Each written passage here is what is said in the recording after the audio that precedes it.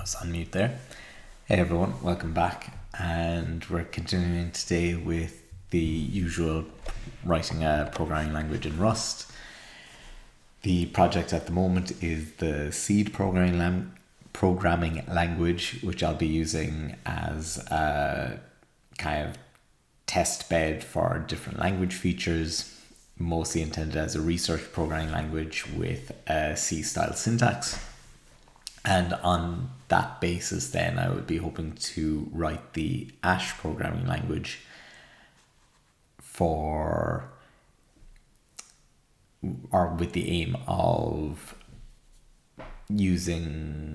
being able to use it as an alternative to the Bash scripting language for things like running commands and keeping the ergonomics of Bash, but with a more familiar syntax. And yeah, that's kind of the short story here. The language itself, so the Seed language is, I would say, we're probably past 95% complete at this point.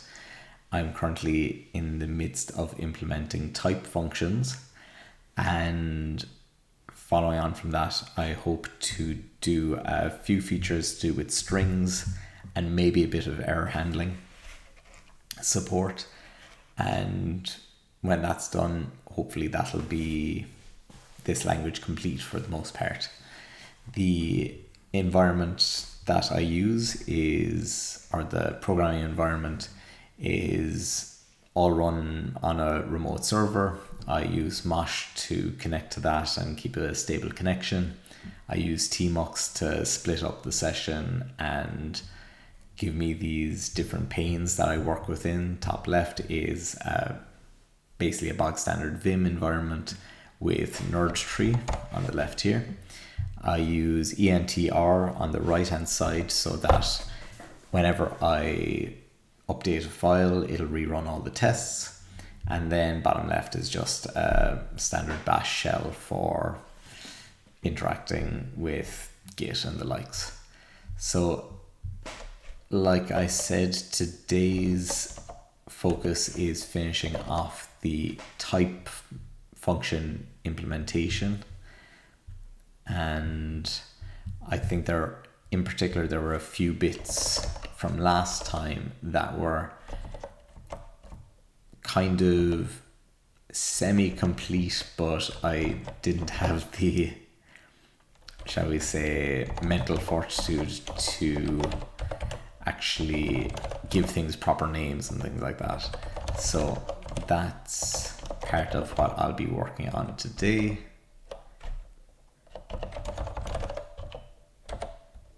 And renaming some of these files and documentation to refer to functions instead of methods, because that's the terminology that this language is going to use, because there's not really, conceptually there'd be an idea in the language that's similar to methods, but because they're not quite methods, I think I'll just keep a standard of calling things functions throughout.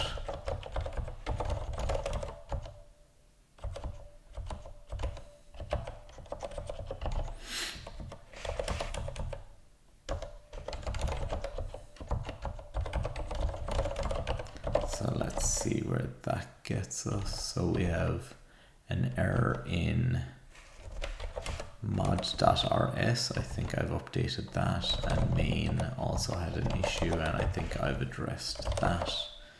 So, and because I renamed a file, it stopped the ENTR loop, so I'll just resolve that.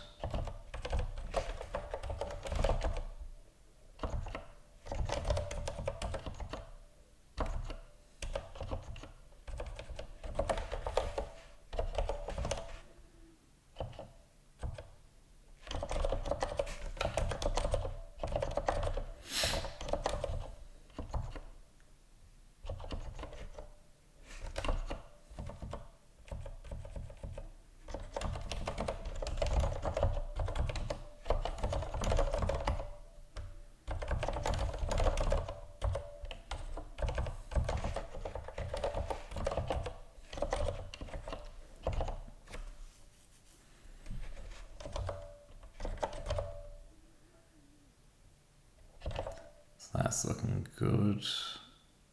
Yeah, everything's at least running again.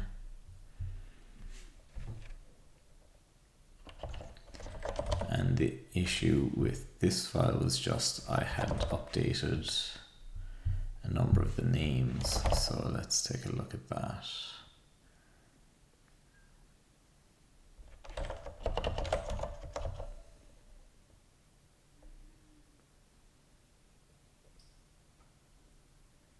Xargs failed. I think that's in the new type functions file.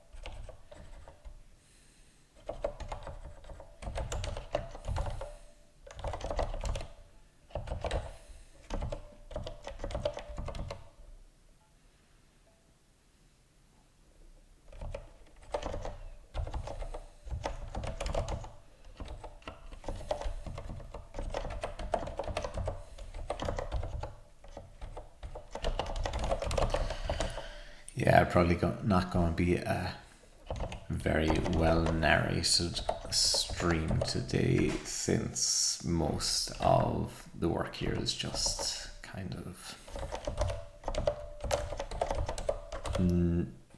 nothing too complicated for the most part, I would say. So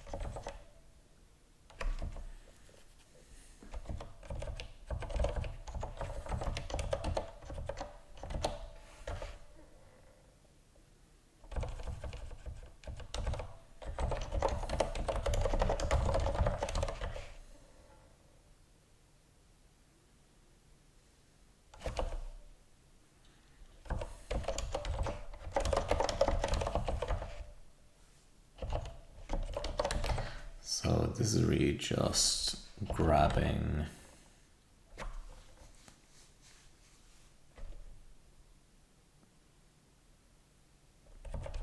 some, or adding some helper methods that will be reused in probably most of the type functions.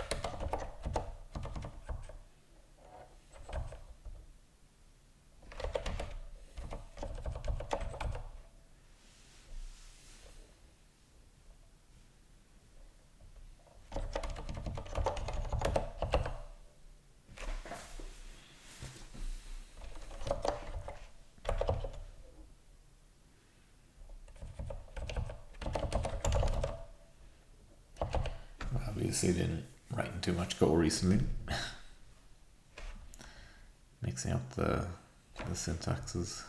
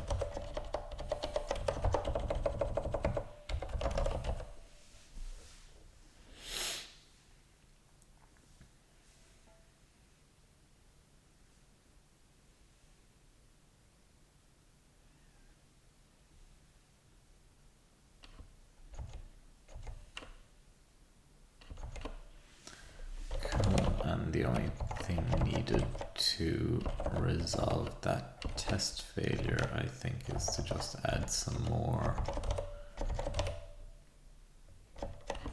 cases to this unwrapping function. So we would have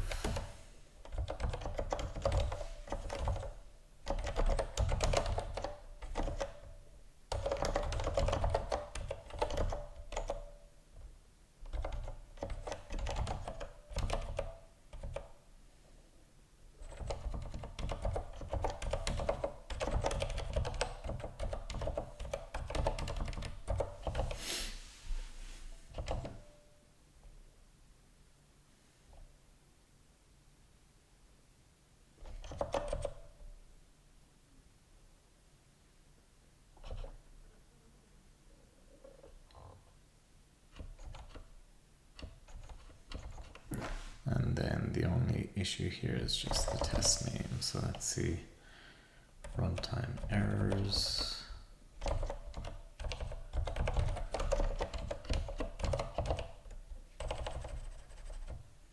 That's all that is. And so what other tests will I add in?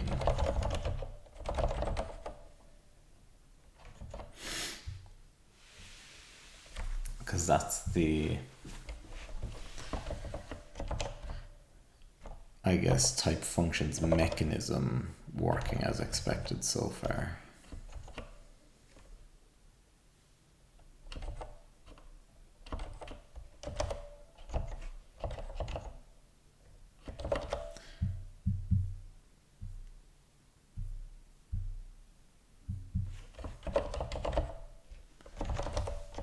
And I might move these functions into here. And I think I can import those here then.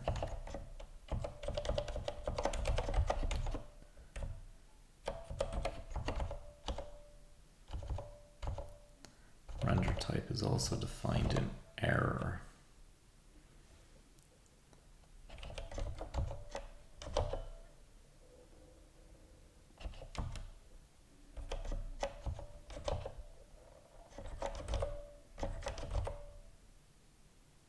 But it looks different. Why have I defined it differently?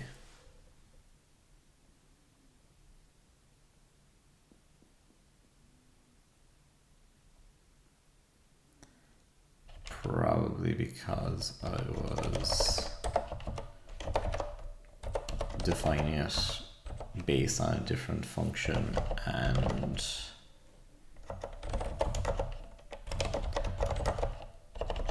I didn't actually copy the other version.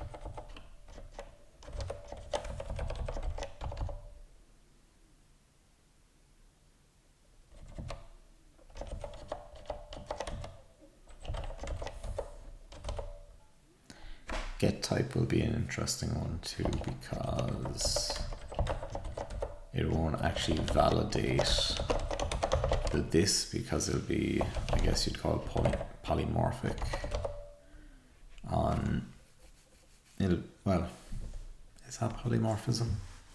It'll be defined on each type anyway. And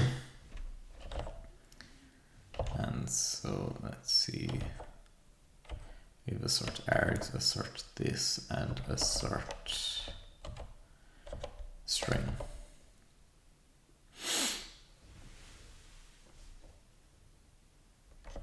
So in the case of print, we'll assert not this.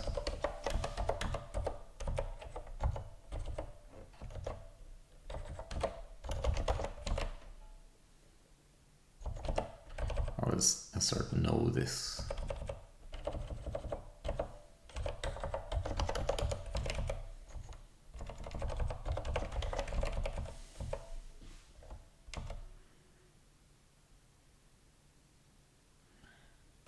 Does that work?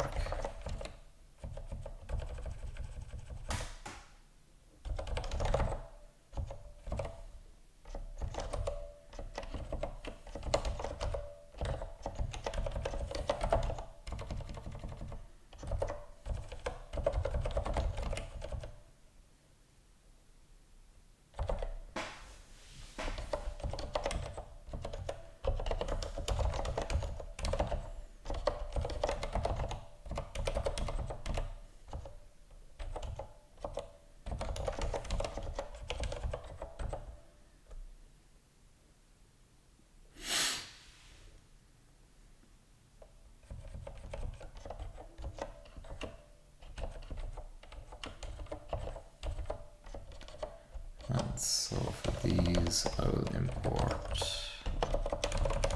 functions. And how do I import from the same crate?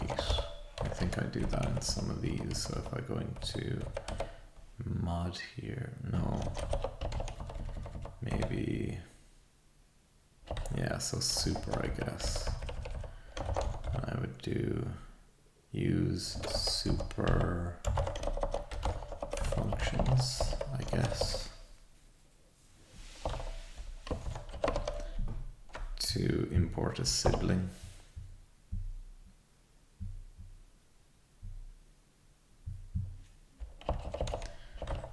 Yeah, I have mentioned before, I think I haven't found the, now I'm sure the import system in Rust is very advanced and sophisticated and can do lots of nice things, but I've never quite found it that intuitive, and I always feel like importing is just one of these things that really doesn't need to be so complicated, but that's just my own quibbles.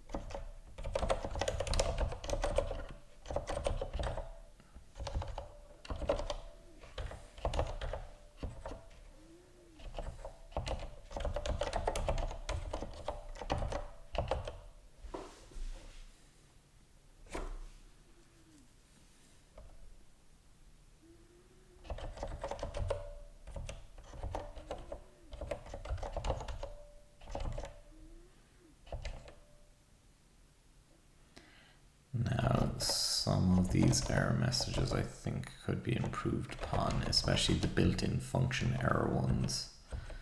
Like it should refer to probably what parameter is being accessed.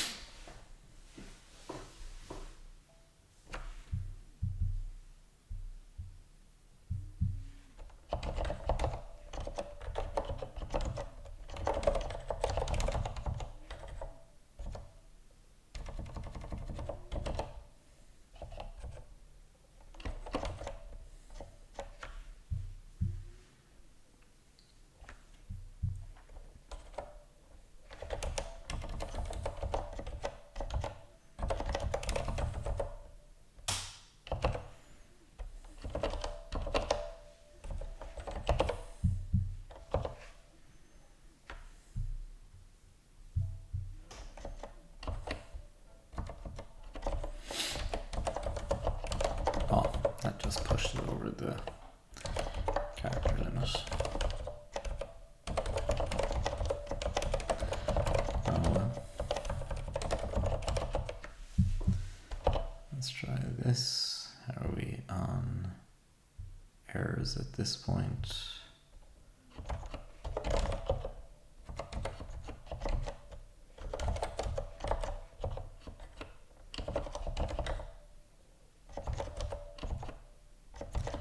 Oh, so type is actually a built-in function.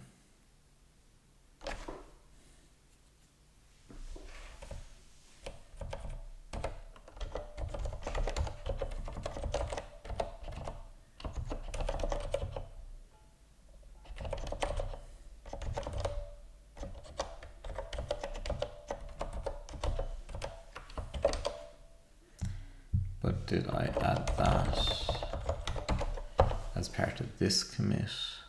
I did. So I'll leave that out for the moment still.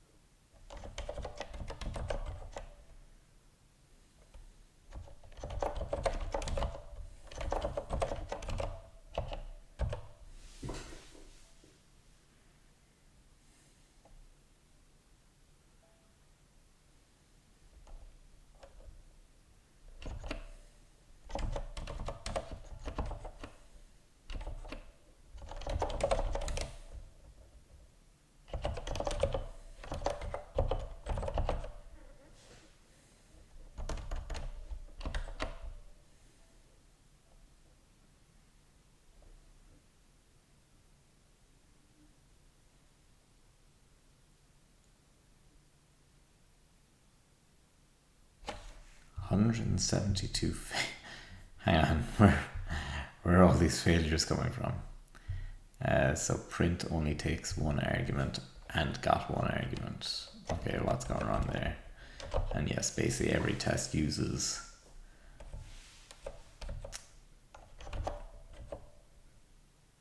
so if arg's length is not equal to 0, okay, that could probably do with some updating. But yeah, basically every test, because they're standard output tests, almost every test uses print to print the standard output. Okay, and that's all been passing now at least. So that resolved it. And so do I have any new tests for, oh, let's see, for what's going wrong with mod.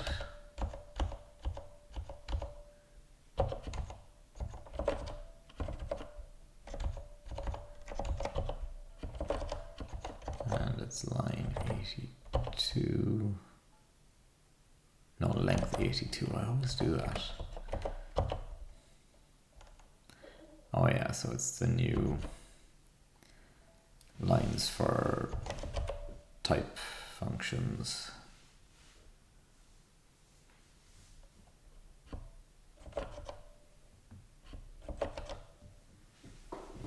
And there's also an issue in error, or at least a long line.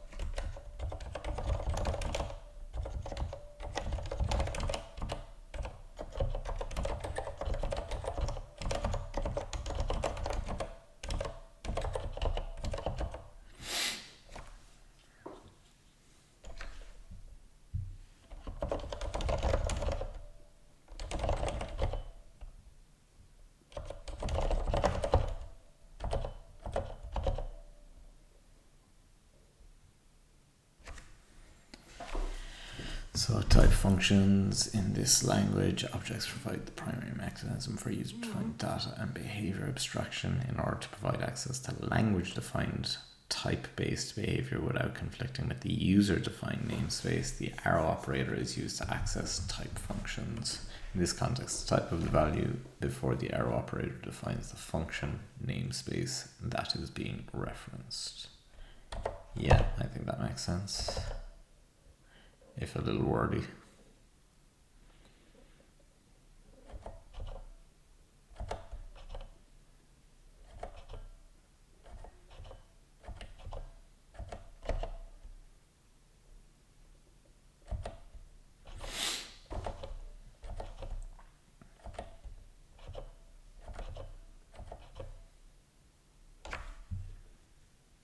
And that was a new render value method that is now commented out, so I think I can get rid of that.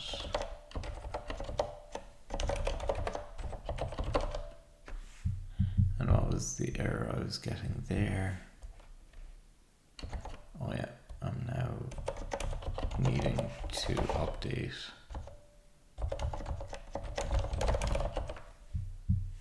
that error variant. So I'll just skip mod for the time being.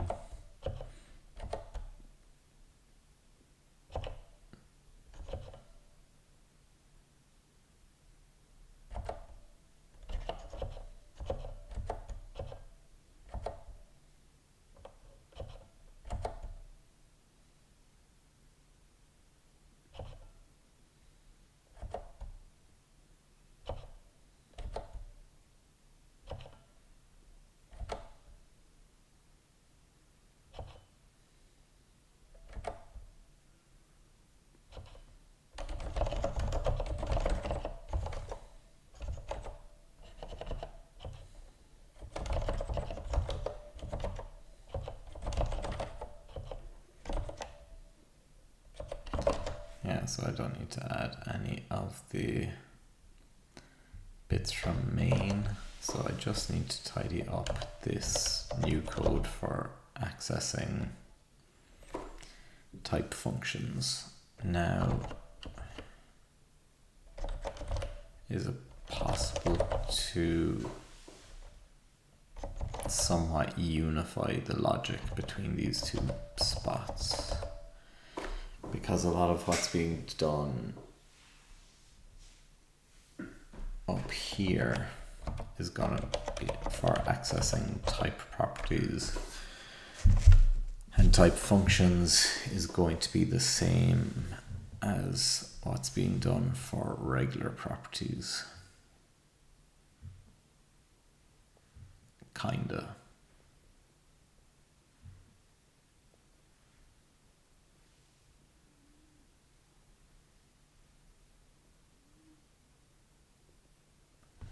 Yeah, so basically the only thing that changes really is the error that gets thrown when the lookup fails and I use the type switch to check which area is being looked up for the method. So let's try and extract that first.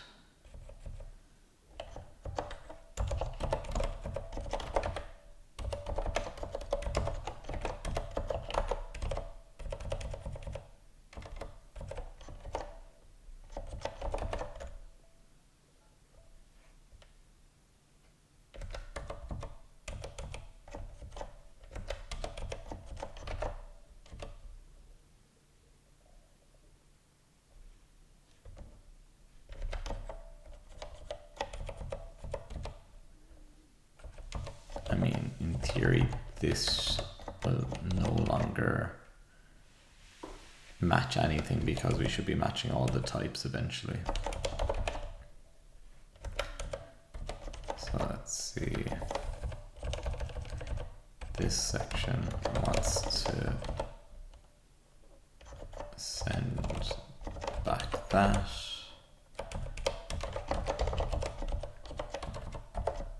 And then this will go down here.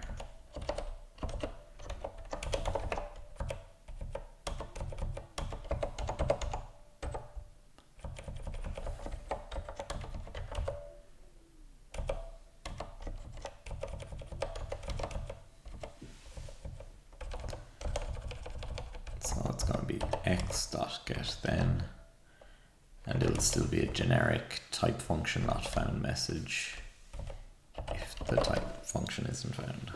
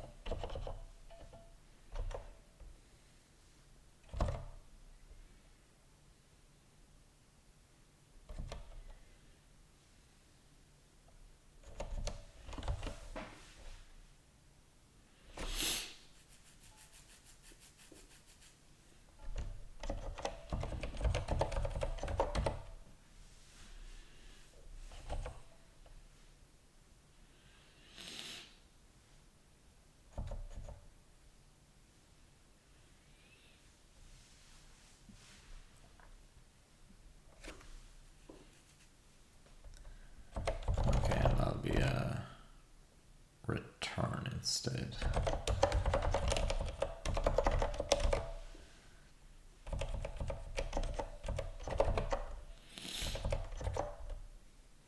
And I'll indent that by one more level.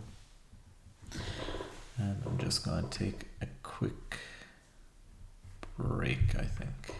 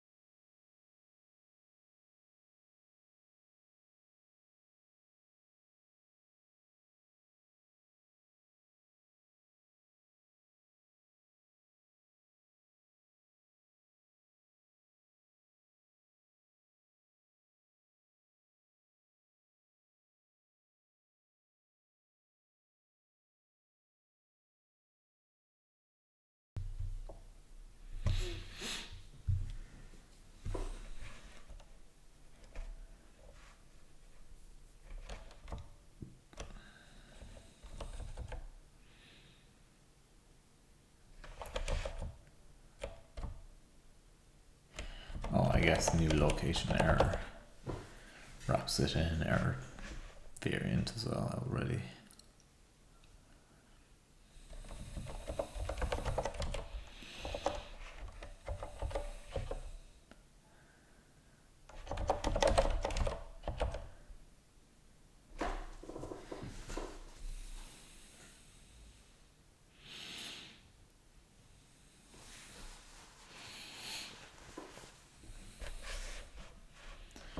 Okay, so we were able to abstract that part at least.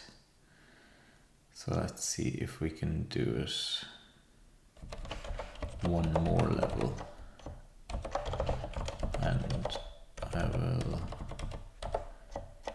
comment it out for the moment to make rollback easy if there is some issue. But let's try this.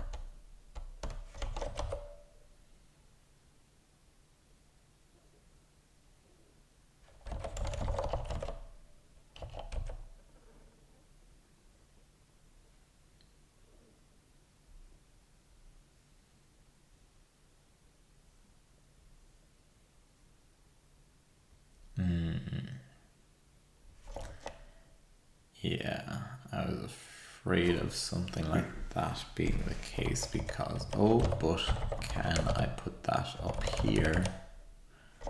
I wonder.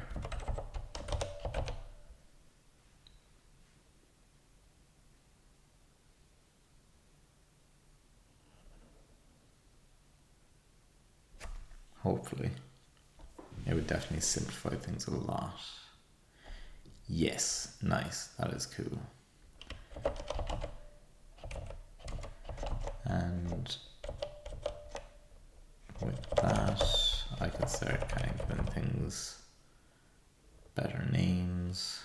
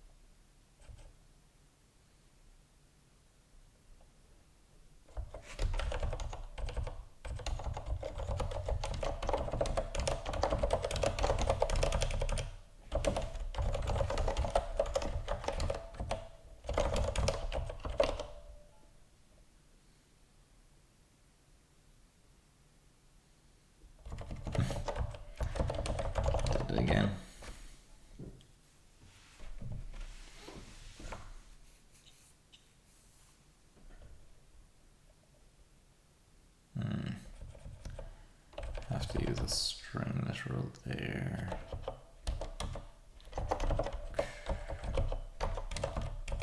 Oh yeah, that should work. Bit messy, but it does the job.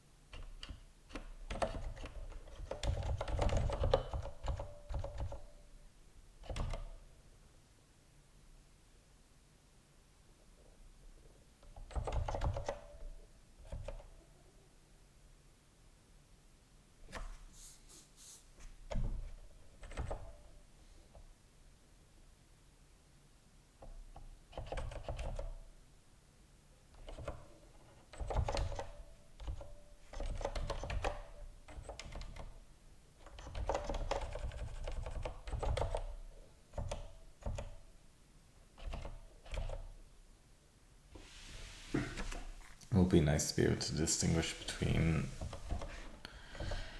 a property not found and a type function not found, so that we could have a nice error message like object doesn't contain property versus there is no type function.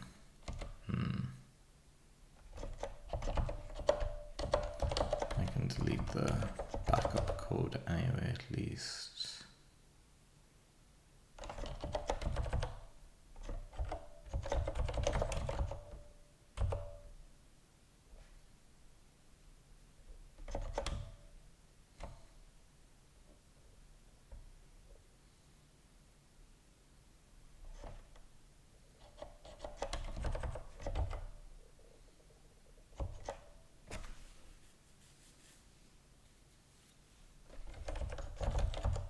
In this case, we got this source.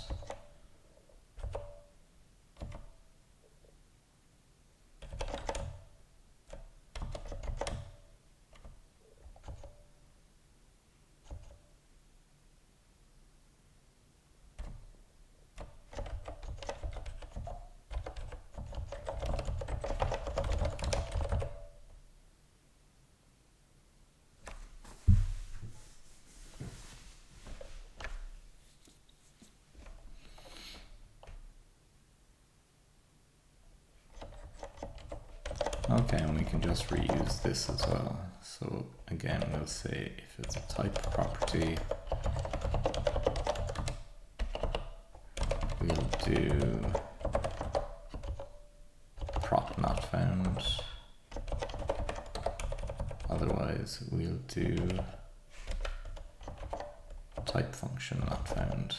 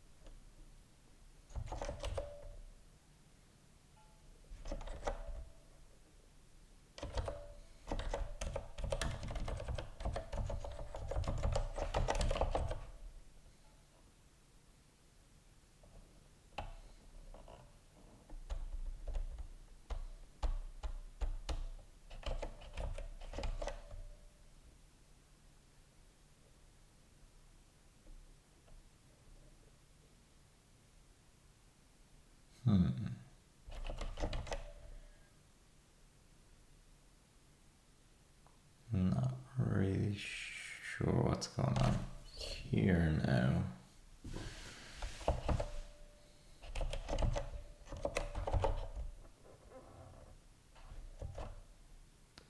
Source of that error, line 19 and line 40.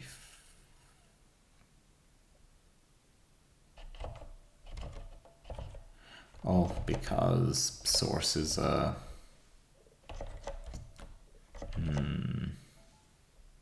reserved name for, what's it called, snafu. So I'll just need to rename that as well. So there's no type function.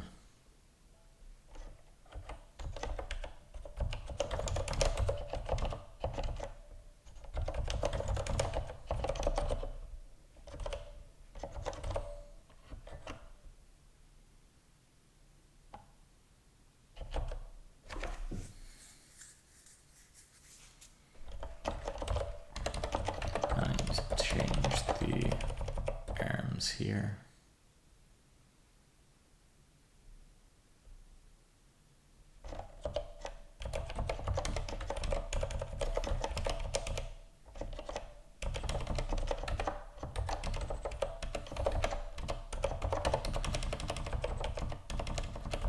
I can also make those a little simpler.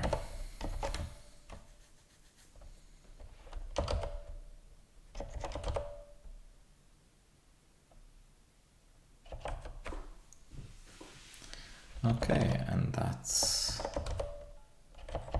a lot simpler than what I had before as well. I mean, it's still, I don't know, is it just the way I write Rust code or what, but there definitely is a lot of this arrow shaped indentation going on.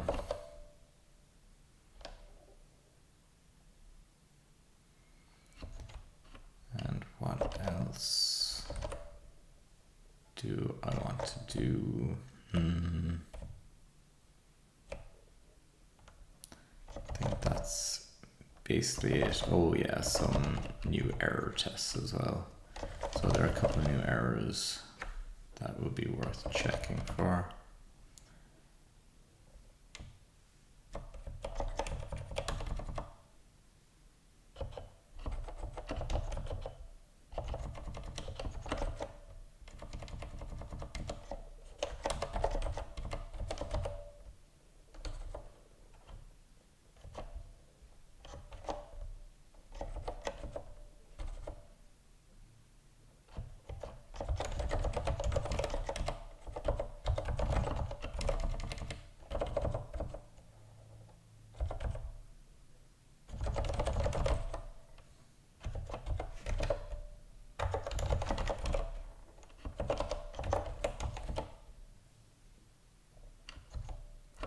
Okay, and so there's some clippy suggestions around the place as well.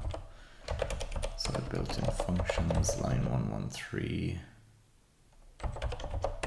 That return isn't needed.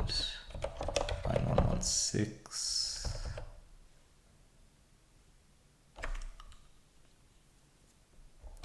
That can be a reference instead. And yeah, that definitely looks cleaner.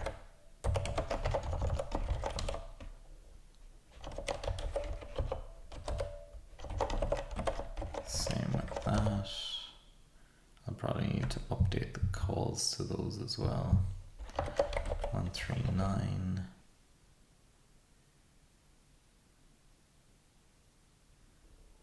So that could be an if let as well. So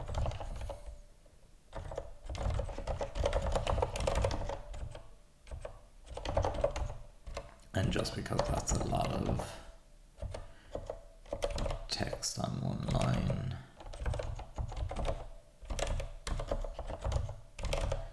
I'll split it into two.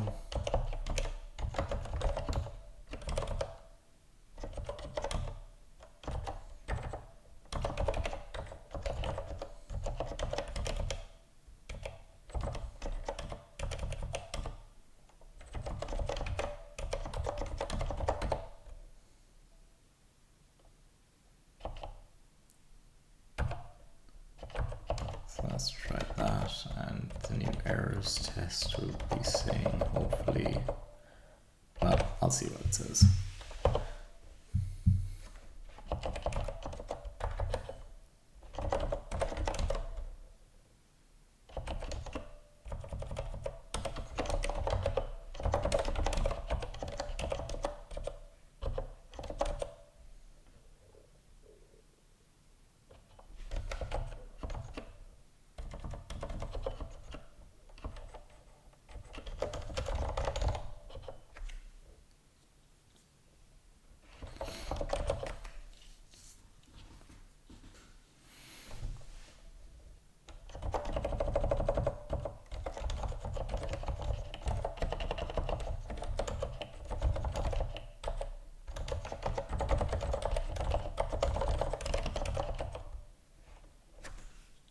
That's cool.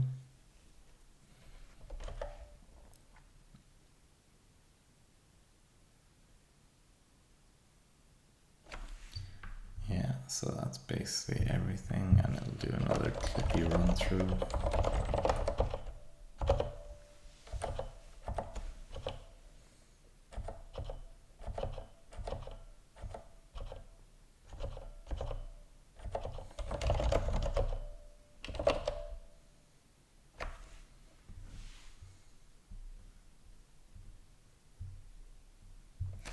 So what were the other function arguments? I think there was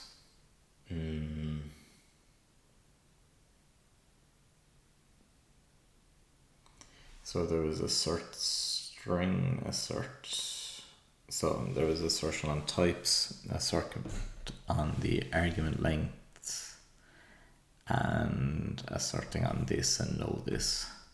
But most of those were developer errors as well, so during the normal run of things those should never actually be triggers, so it's difficult to write tests for those. But I think we're in a good place now to add, oh no, I can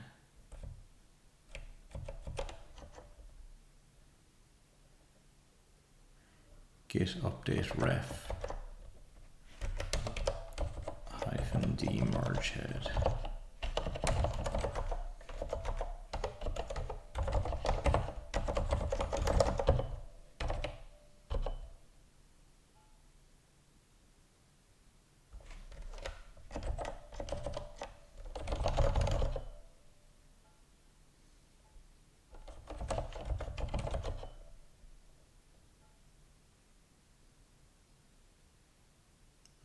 I don't want that to be a merge. How do I discard a merge?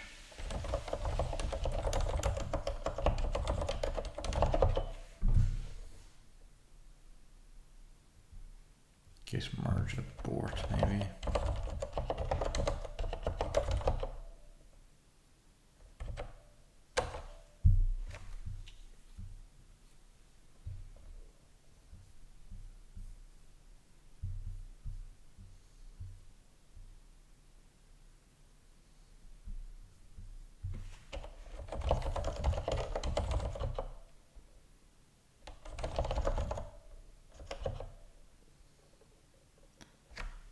I also don't want to lose my changes.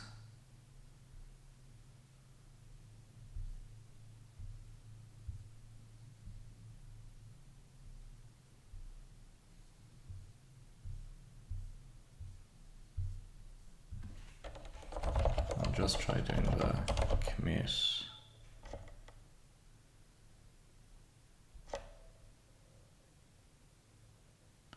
That's probably just the saved.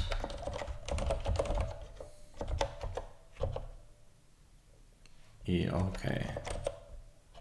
So most of that is just saved, kinda.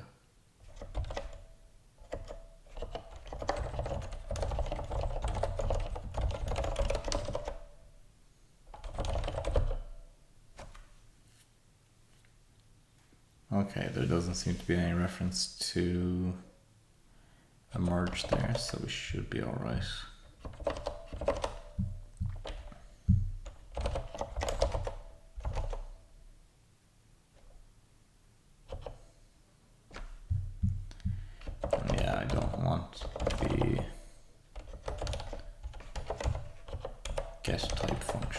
actually, after all. I'll get rid of that print line. So what do I want instead? Well, I want to take a look at that get type function.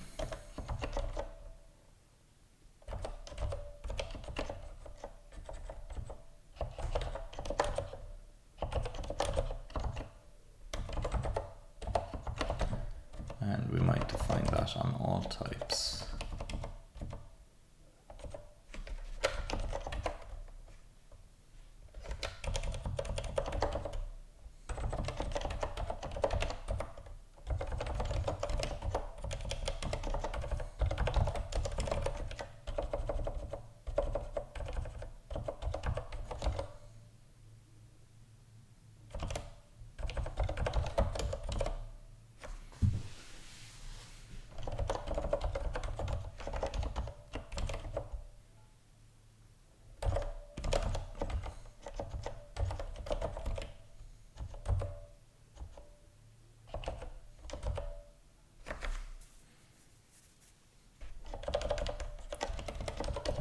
In this case, we want to still assert that there's 0 length, but we do want there to be a this.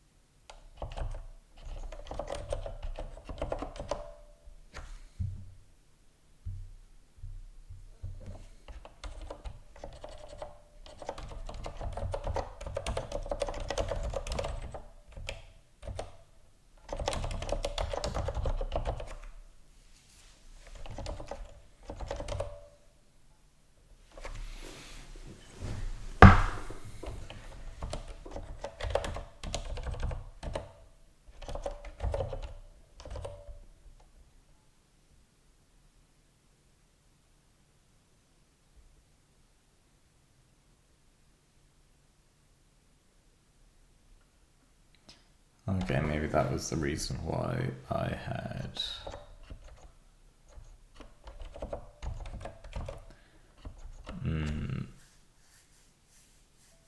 copied the other function. But I should be able to work with this. Let's see, lock and unwrap. Let's try that.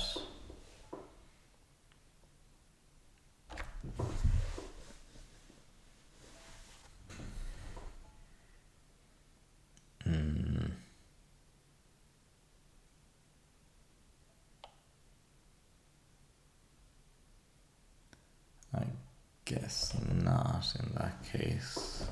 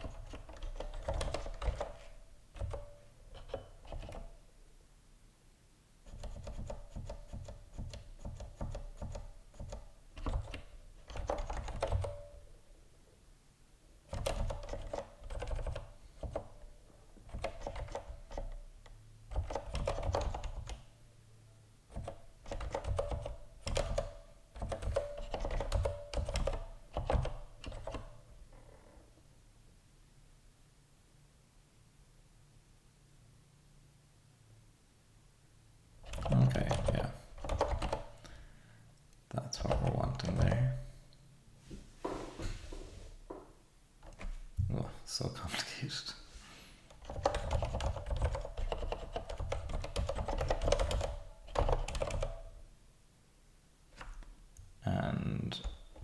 to do it on that actually. We want it to be on this, because accessing the 0th argument will give us a panic as well anyway.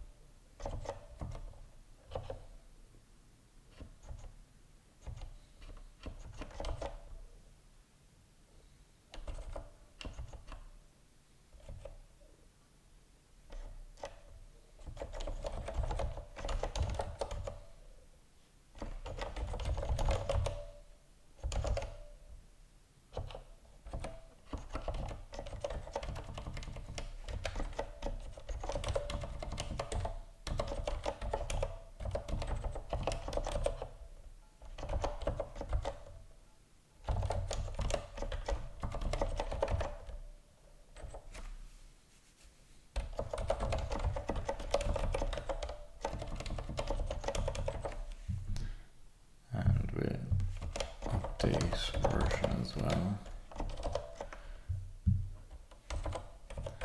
while I think of it.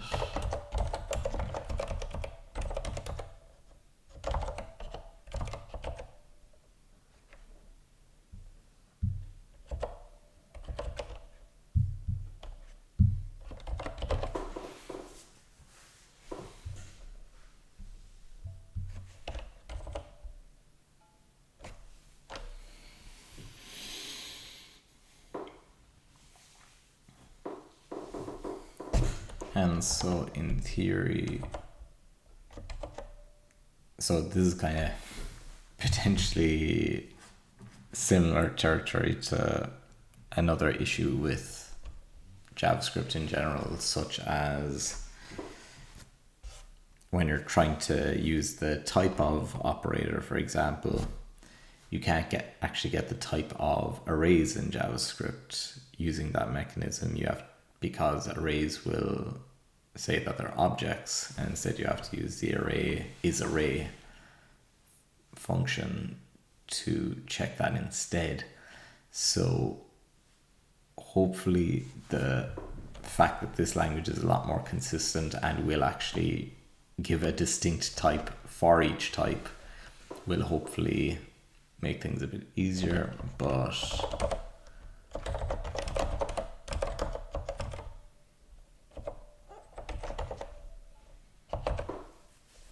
we'll have to see.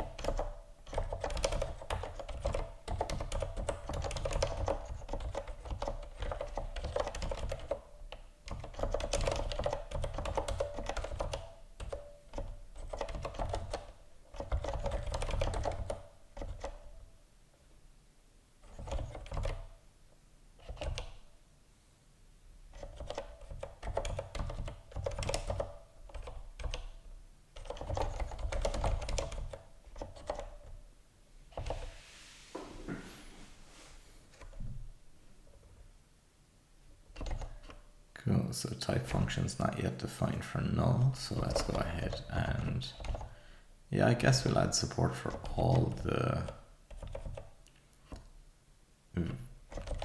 types that we have.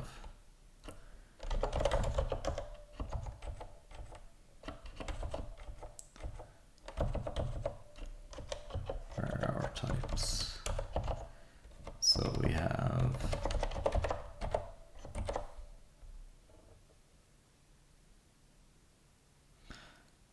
have type functions for null?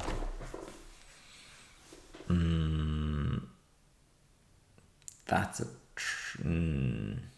I don't think so. I think you'll have to check for null specifically. I mean, it is a singleton at least, so you won't have to check very much.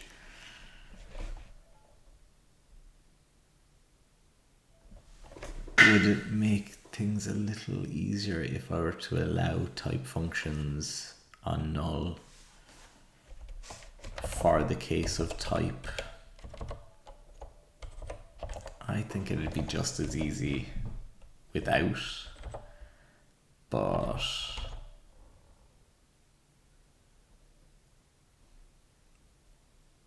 yeah, I'll just do it that way. Again, this is a prototype language anyway, or a research language, so consequences shouldn't be too dire.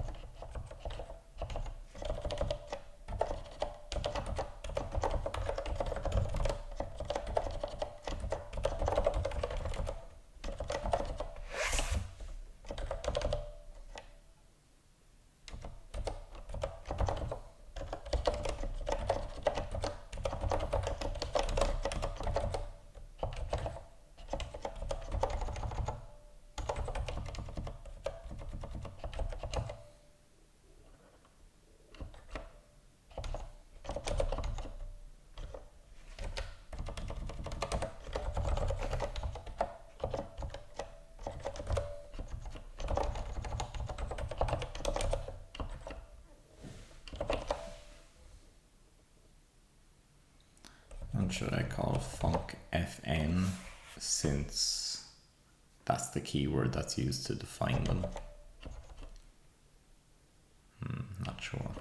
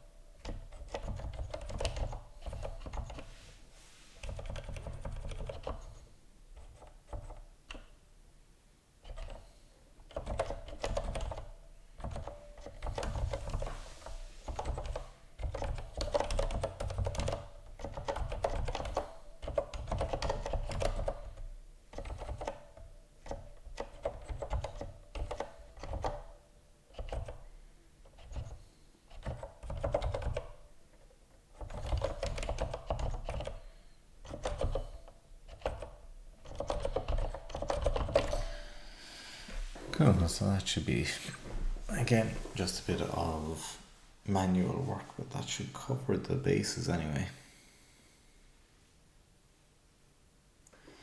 Cool. And I'm guessing that picked up the new, what are they called? Built-in function tests, built-in type functions on types. Yeah. Again, I'm always a little bit wary when stuff works first time, so I might just see, can I make the test fail? Just to put my own mind at ease, but at the same time I can go ahead and start adding what's been done.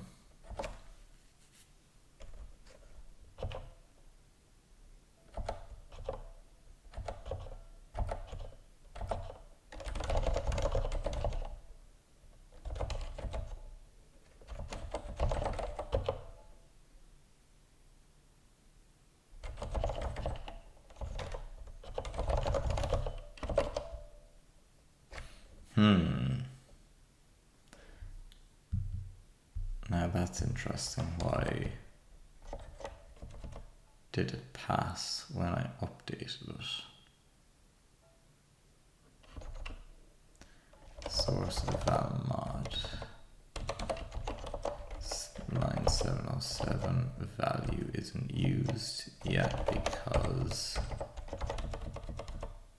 or sorry, it should never match, which is exactly what I was wanting.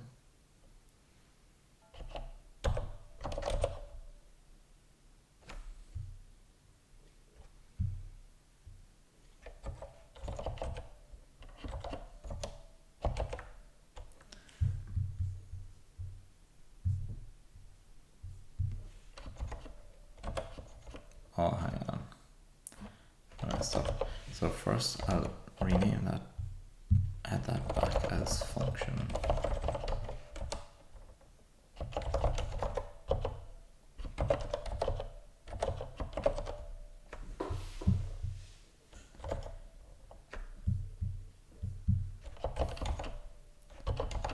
And what line was that? 693.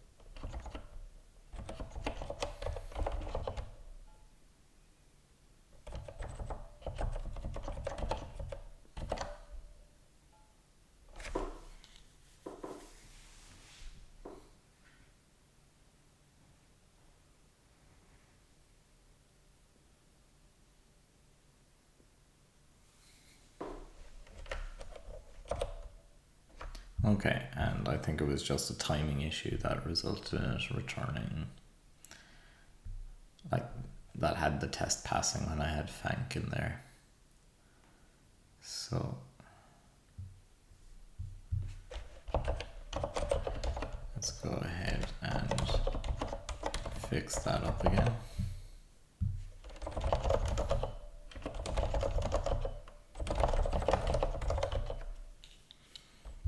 Yeah, that did the same thing.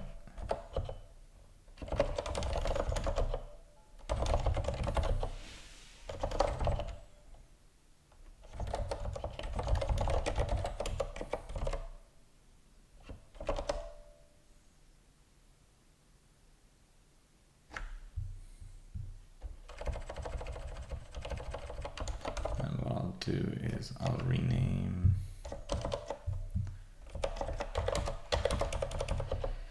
that type function to any type.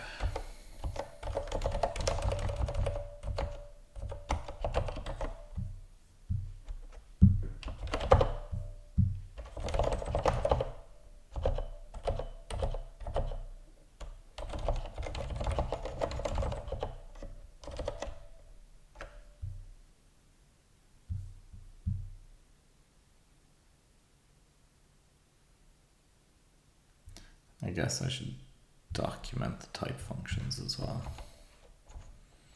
that have been added.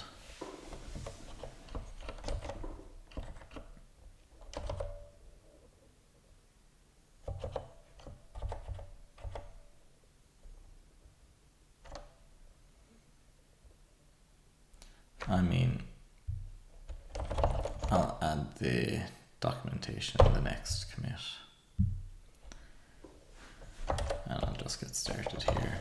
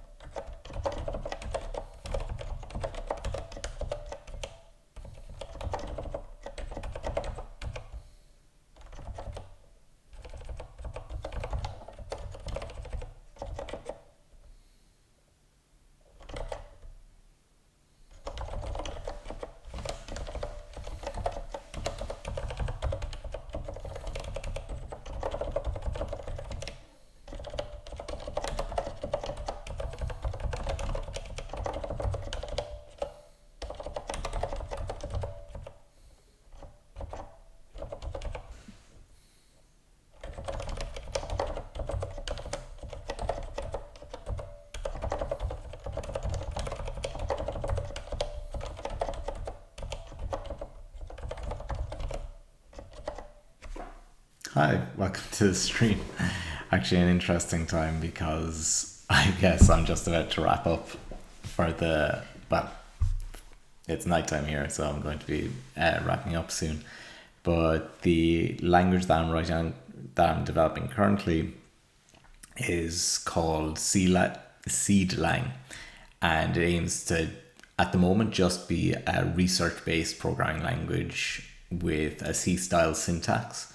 And I'll be using it as kind of a test bed for different language features. Particularly, I'm interested in things like error handling.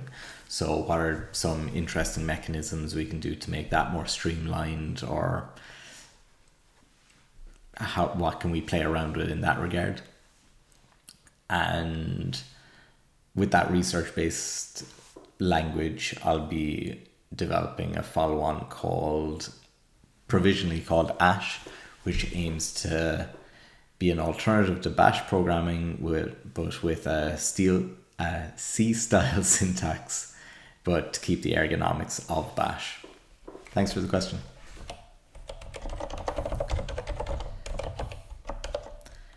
And with that done, that was actually quicker than I expected. Just add the bit of documentation there. So I guess I'll do that. I'll add that in there.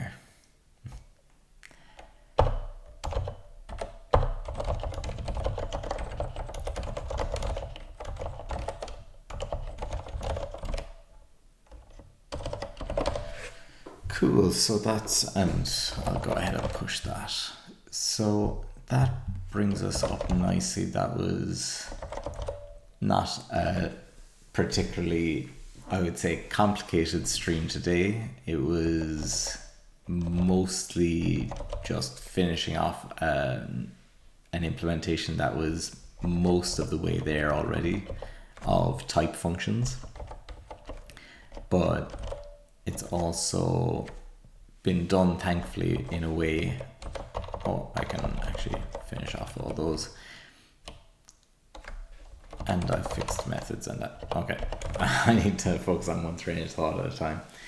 So type methods got implemented today. Was able to refactor those a bit nicely to work with both property access and type property access, so that I could reuse the same bit of code for both, and that ended up working much nicer than I expected I could do it. So that was a nice win. And I guess I will remove that. That's something that still needs to be fixed, fixing opposite with non-variables. But this is it MVP today, the thing that got implemented. So that's type methods implemented. And with that, there's basically only 2 features left in the language for the most part, interpolated. So string escaping should be fairly straightforward, and then interpolated strings should also be relatively straightforward. Now, like today, it could be a bunch of work that isn't too complicated in and of itself, so it's just a matter of just sitting down, spending the couple of hours it takes to implement and getting through it. But with that, that will be this research language basically complete. One of the first things that I want to do once the main chunks of, or once this core amount of the base language is implemented, is to actually make semicolons, well, not obsolete, but are not optional, but to actually allow them to be removed from the end of lines. So that's also something that would be nice to implement, hopefully, if my thoughts on how it could be implemented are straightforward enough. Now, I'm mostly borrowing from what I know of the Go approach to that, so we'll see how that works out. But yeah, that's more or less it for today's stream. And thanks for the comments in the chat there. And yeah, I'm going to leave it there. Thanks very much for checking it out, and have a good evening.